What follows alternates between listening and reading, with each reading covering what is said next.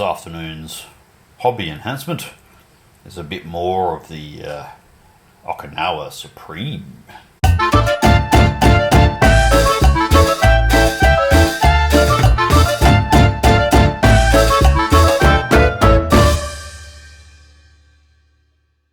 New year, new army, or two.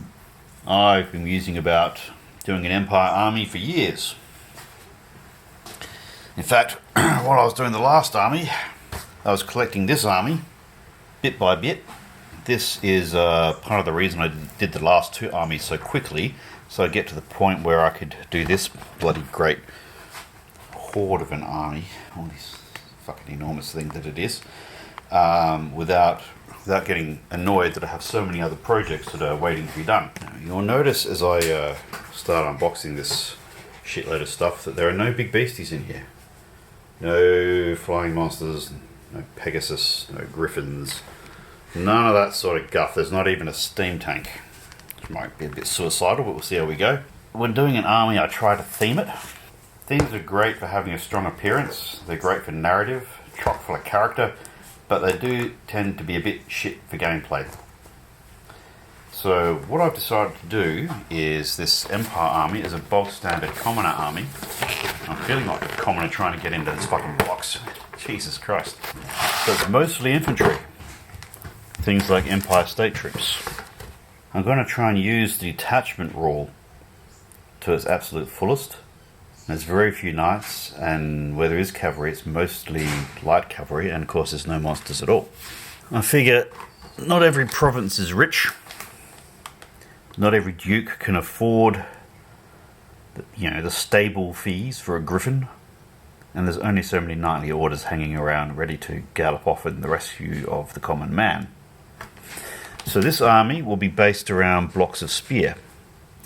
I think I've got a unit of halberd just to make up one of the spare units, but mostly these are going to be in spear. They'll be led by captains whose sole purpose is to hold the line. So I'm already having to think about how to actually win a game with this sort of army, given that the people who are doing well in the game at the moment tend to have big beasties that flap around the back line, and they just put themselves in inconvenient places when the push and shove is going on in the line. So we're cracking open these boxes. We've got the first sprue. There's going to be, I think, 4 boxes of these. This is rank and file. If you haven't seen it before, what can I say? Grey plastic. Lots of spears. More grey plastic. Looks like this is another set of command stuff. Every unit's going to have a command sprue. How I'm going to do it with the rank and file is I'm going to start off with 2 blocks of 24 spear, which is pretty small, but each of those will be supported by 2 units of 12 sword and board. And the general idea is, because they're all close order, I'll have a good combat res plus any banners that I bring in, and I'll have a lot of attacks if that matters, and if I'm really lucky I'll be able to countercharge and get some initiative. Along with the enemy will have their initiative because they've charged in, and I may get the odd flank. So we'll see how it goes. I may end up having to reconfigure it, but that's alright. There'll be enough command sections to mix and match. Now in the box, in addition to lots of plastic, you get, well, actually, to be honest with you, not as many of these as I was expecting. I probably will use the transfers. In fact, I think in order to make this more interesting, what I'll probably have to do is use some transfers like these or these. Probably these if it's on a yellow background, and then start adding a whole bunch of these letters and things. I need to put some character on these. Now you can see the banner that they've used here. They've used the red shield, white skull, black cross. I'm probably going to avoid that and utilise, and my son's helping hold things up at the moment, and utilise probably the wreaths and the skulls, but I'll have a play around. I may end up using some of these eagles. We'll see how we go. In fact, the colour scheme is going to be yellow and red, so I may end up having the red eagle on the yellow flag. We'll see how we go. So I've got 4 of these boxes. That's a lot of painting. going to talk about painting in another video because it's going to take me too long to get through unboxing this lot. So that takes out this much of the army. That's 30 guys, 30 guys, 30 guys, 30 guys. That's 120 in the rank and file. So I think when I did the math before, it was there's 2 units of 24 spear, 4 units of 12 sword, and then that leaves me another 24 figures to put into like a reserve rank of maybe halberd, which I think is going to be necessary to protect the back line against flying beasties. Right, what else do we got? We got great swords. Great sword sprue, a few less infantry bases. What have we got here? Let me just give you a background so we can film this against. Okay. No great surprises there. I'm going to have fun using washes on these wrinkly sleeves. And interestingly, the exact same set of transfers. And this is what the other sprue looks like. There's 2 types of sprue in here. So it looks like they've got the ability to do, actually it might be 3 types of sprue. Yeah, there's this one, that smaller one I just showed, and then there's this kind of sprue. So puffy sleeves from hither to thither, and there's 20 of these guys in here. So I'm up to 140 odd state troops. Now, the next thing, the knights. So I'm only going to do about 5 knights in this army. The rest of them I'm going to use for another project. Quick squiz at the knights. That's a whole big box of plastic right there. So again, probably not a great surprise, a whole lot of grey plastic. And they come with wolf pelts. That'll be useful. I didn't know about that. But you can do white wolves with these. Now the ones that are going to be with the infantry army, they're going to be from a no-name knightly order, which is a bit of a non-event. That's on purpose. We've got all sorts of fancy helms to do all the fluffy gear. You do the fellas from the campaigns in the desert against Cetra or whoever it was. More weapon options with more hammers and cloaks. So that's the white wolf option there. Box standard horsey. You can do them in a circle, of course, and no difference in the actual model of the knight. You just say that it's in a circle, and I guess they had better metallurgy or something to give them harder armour. What we do have, aside from a few different options and shields, different heraldry and shapes of shield. Got to play around with those for options. Now here's where it gets interesting. Have a look at this.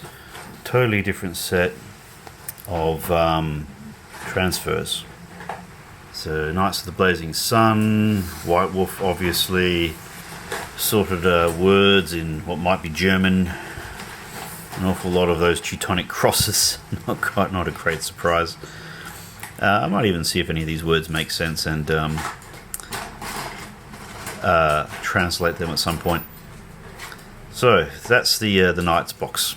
Right, so with 5 Knights in the army, that brings us up to 145 souls, to which we will add 10 Pistoliers. So most of the shooting in this army is actually going to be in the cavalry. The Pistoliers, I don't know if I'm going to use them for ranging forward or for guarding the back line. It'll probably depend on the army, on the mission. All right, shed loads of Pistoliers. Different sprues again. Let's see. Yes, because these can do Pistoliers, or they can do the Outriders. So I'm going to do 2 units each of 5 Pistoliers, and I've got another box to do 2 units of Outriders, because I just love the idea of having guys on cavalry with repeating handguns.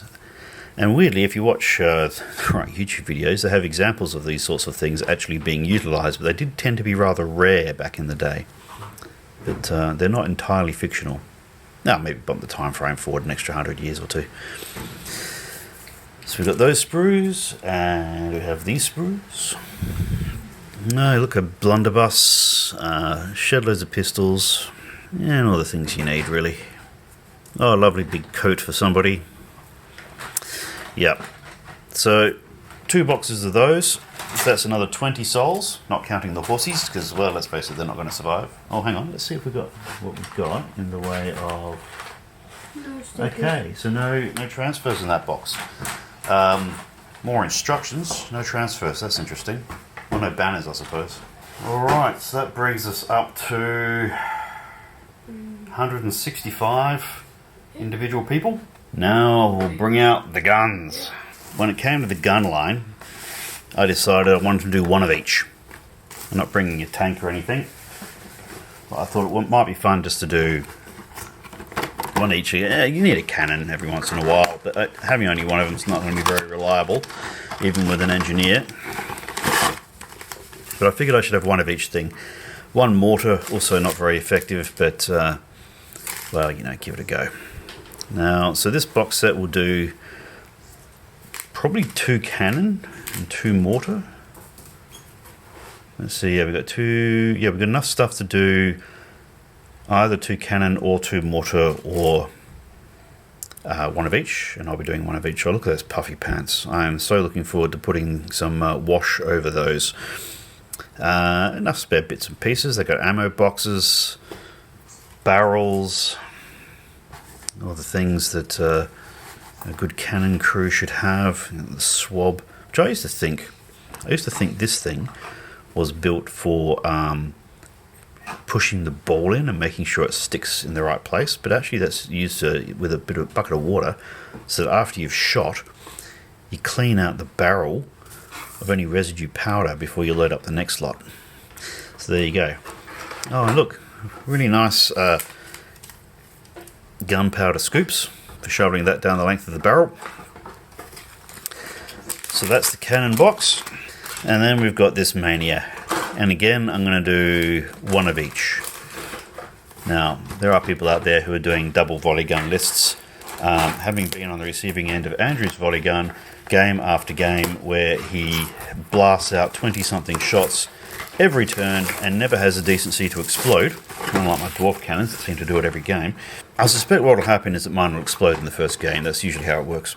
Here we have instructions, and isn't that an interesting looking sprue? So many rockets. I'm going to have some fun with those. Fairly ridiculous as far as I go. Oh, look, an ammo crates for the rockets. That'll be cool. Yes, my son's helping me with the filming today. So we've got 2 of those rocket sprues, and then we've got 2 of these cannon sprues. And it looks like all the crew are on the rocket sprue. So where was I up to? 165, 175, 177 troops in this army now. Right, so let's get into some of the sillier stuff. I got carried away with all the limited edition nonsense.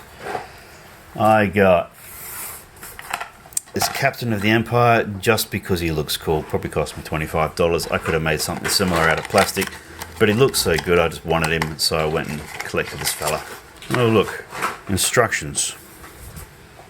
Not entirely sure I need them, but I'm sure he'll look very dashing once he's in posture. Oh, and he's even got a little base, which is completely unnecessary because I'm going to have to glue it onto another base. So I might even skip that actually. I don't think he's going to need that. I can probably just glue him straight onto the main base. The last army I bought everything new, but there wasn't a lot of expensive pieces in it. And the 2 armies before that I bought all the bits second hand, so they were actually quite inexpensive. This army has got items like this. But also, oh look, fellows like this. Limited edition, some sort of moulded resin. Probably used to be a metal casting originally. I don't know how this guy will go together actually. I'm a little reluctant to crack open the packet at the moment in case I lose anything. But since my general is going to be on foot in the line, I figured he may as well be a fancy looking bastard on foot. So General Hans von Lohenhacke, although we'll call him something else. I secured one of the engineers. If you're going to field fidgety weaponry, you need somebody to try and stop it from exploding. So I've got one of those. Cost me a couple of bob. I've got a witch hunter. I only just got this guy the other day, and I really don't need him for the army, but the model just looked so cool that I wanted it just to collect and paint. And I didn't know that it was metal. I didn't realise. I thought it was another plastic one like this fellow, just the way the appearance of him works. But nope, so I've got a Witch Hunter, completely out of character with the rest of the theme, although I suppose you're going to have the odd nut job turn up whenever there's something to look at. Then there's the Captains of the Empire. So after spending something like $25 on one miniature, and God knows how much I spent on Von Lohenhacke, the Captains of the Empire, there's 4 of them in here. I forgot there was 4 of them in here. These guys didn't cost that much at all. Well, I say that. In terms of the pricing structure of Games Workshop, they didn't cost as much as I expected. But every unit of 24 is going to be rounded out to a 5x5 block, and they're going to be led by a captain. He might be a cheap captain, but he's there to provide some leadership and a bit of punch. And that'll make the army work, I hope. And that brings us on to the mages. I don't normally do elementalism, or for that matter, necromancy. But they brought these out. They're beautiful miniatures. I thought, what the hell, I'll have at them while the going is good. I don't know how long these are going to be around.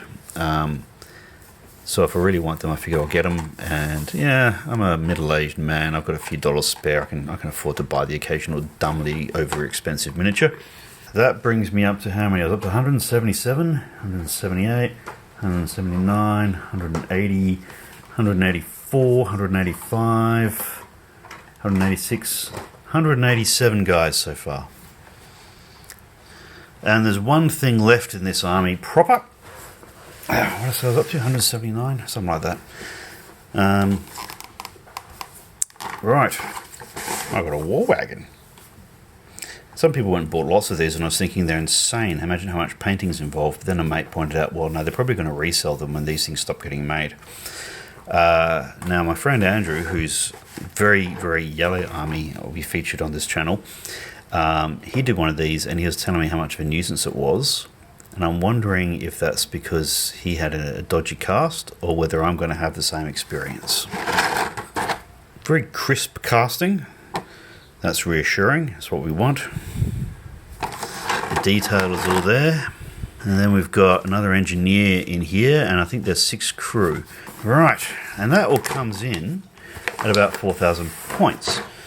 Now, I've also got this, which I don't know what to do with. I got this as a freebie when I bought a whole lot of stuff from another game system. I tried using one of the plastics in this for a ornament on a banner, on the Dark Elf banner, because I've got a corpse hanging off of it, but I ended up using a spare wood elf for that. So this has a whole lot of metal arquebusiers, musketeers maybe, and a whole lot of troops that are kind of the right scale. And Andrew, for his army, has used a lot of this range. So I don't know if I'm going to use them or not. I could have them as a small unit of spear, maybe some extra handgunners in the army, I'm not quite sure. But what I'm going to do is put together a few of these and use these for my test pieces, so I'm not using up any of my actual main miniatures in dodgy painting experiments that may or may not work. These will be used for test pieces if nothing else.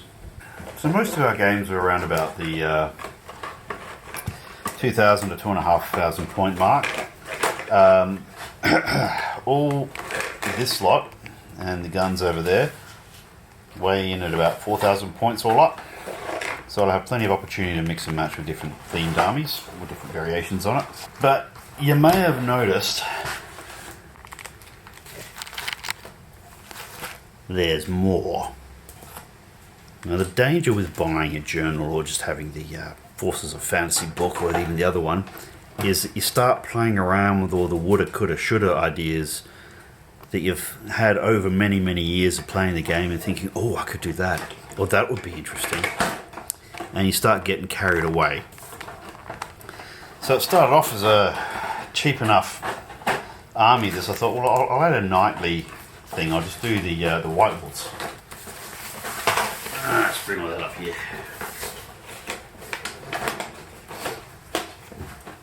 I thought I'll do a white wolf army.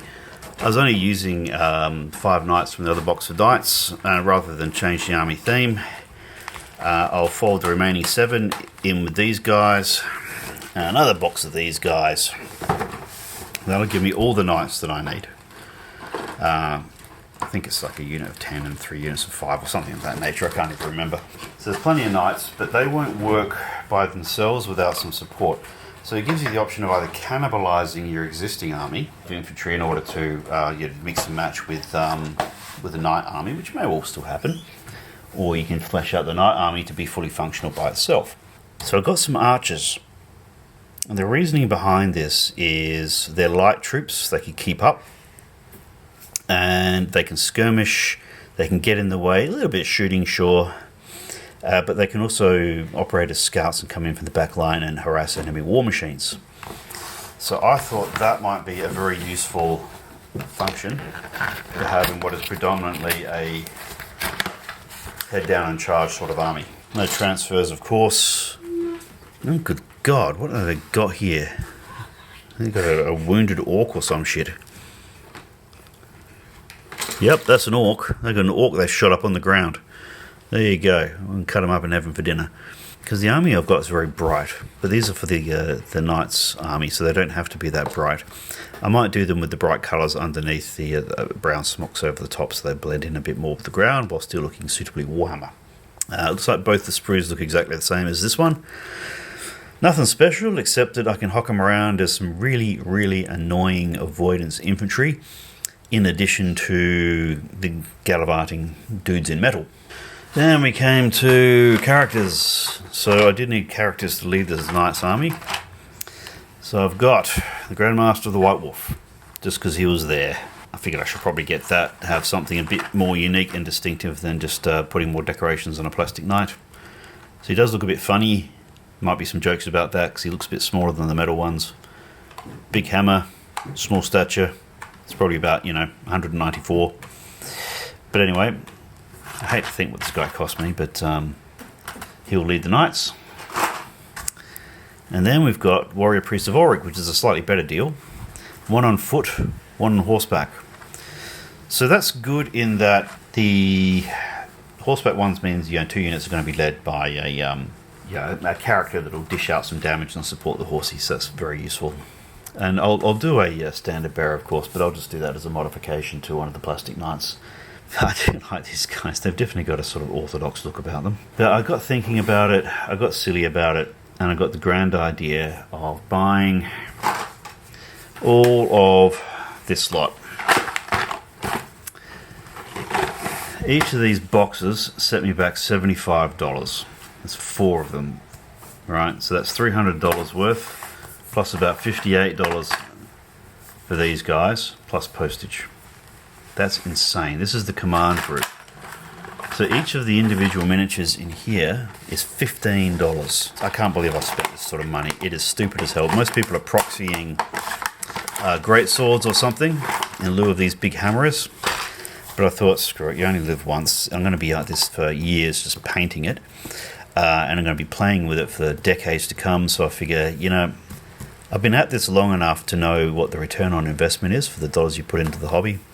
And that return on investment just gets bigger and bigger every year that you stay in the hobby. Yeah, 23, including command group, of Tutogen Guard. And they'll be fleshed out into a 6x4 block by the Warrior Priest here. So the Knight Army, unsurprisingly, is going to be Grandmaster, Standard Bearer, and 2 Priests of Ulrich, making him just that little bit more feral, as though they didn't already fucking need it. It's pretty savage. That's an insane amount of money for 23 miniatures. But you only live once. So yes, my cheap add-on Knights army ended up being very, very expensive. $358 for 23 guys plus post. If I work within the rules of doing one army and I have to tone down the Knights a bit, I end up with a 6,000 point army with everything that is here. If I field the White Wolves specifically as a White Wolf themed army, then there's about 2,250 or so points. So that's all the boxes. I'll talk about paint after I've assembled them all, and that's going to take me a couple of weeks. But one thing to consider is how you make an investment like this, because all of this lot was not cheap, especially these, but also especially for a family man. as my son has gone and written subscribe on a piece of plastic. So yes, you have to do that. He's seen YouTube. He knows how it works. Thank you, son. So if you're a family man, you're on a budget. It costs a bit. So what I did in order to make it work was I ordered via the friendly local gaming store on the basis that he'd order it in and I'd buy one box per fortnight. So kind of like lay-by. It took a bit of negotiation because it's a small business and he doesn't want to be stuck with a shed load of stranded stock. So we did it in 2 to 3 batches. I think 2 batches for the main army, and then another batch for the horsies. And the discipline of having a fixed commitment every fortnight worked really well. If you buy on pocket money day before you've been tempted to buy, I don't know, a bottle of whiskey or something, then it gets the job done. You still have some money left over afterwards. The Games Workshop online stuff I had to save up for, but I still had to do it in multiple batches. So I paid a bit more in delivery fees, but it meant that I could actually get everything that I wanted for only a very, very small increased percentage. And it wasn't stressful at all to buy this whole army in less than a year, just doing it a bit at a time. Food for thought there. I'm now starting another army that I'm buying in the background while I'm cracking this thing open ready to paint. And I'll just buy that thing very, very slowly, a bit at a time, while I do some other terrain projects and things. And I think that's the way I'm going to do it. I'm going to keep collecting and just do more and more armies, but I'm going to collect them gradually so that it's affordable just to keep throwing my hard-earned money at Games Workshop, basically. So my son is saying subscribe again. There we go. So I'll just say thanks for watching. Feel free to hit like, subscribe, etc. You'll see more of this army as I get it assembled and form it up to see what it'll look like as stretched on 6 foot of table. But for now, time to call it a night.